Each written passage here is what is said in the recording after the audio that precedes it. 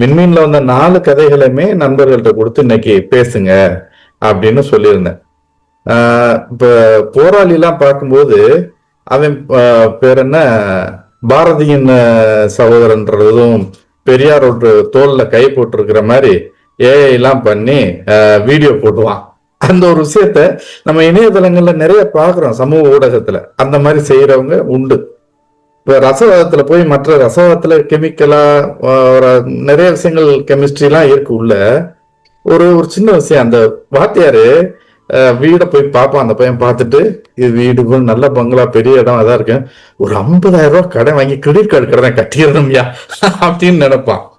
அந்த ஒரு விஷயம் இலக்கியன் சொன்னாங்கல்ல, ப்ரொஃபசர் சொன்னாங்கல்ல, கடைசியில அவனுடைய பிம்பம் ஒரு மனிதனாலமா கட்டி காத்த பிம்பம் அது போலின்றது உடைப்பட்ட உடனே டக்குனு கோவம் வந்துடும். சடார்னு எந்திரிச்சு உட்கார்ந்துருக்க நாக்காளியை தூக்கி அழிக்க ஆரம்பிப்பான்.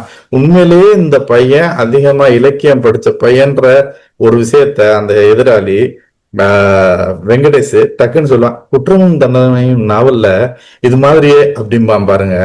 இந்த மாதிரி விஷயங்கள் தான் ரொம்ப ரசிக்கிற மாதிரி இருந்தது.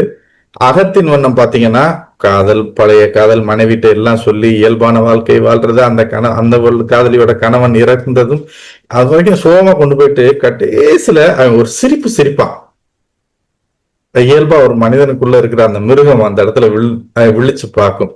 இந்த மாதிரி ரொம்ப சிறப்பா அப்பு சிவா அவர்கள் இந்த கதைகளை எழுதியிருக்கிறாங்க. நான் வாசிச்சது இந்த 4மே ரொம்ப சிறப்பா இருந்தனாலதான் நித்யாகுமாரும் சரி மற்ற ஆசிரியர் குழுவினரும் சரி, ஆனா அப்பு சிவாவுடைய கதைகளை பற்றி பேசணும் அப்படின்னாங்க.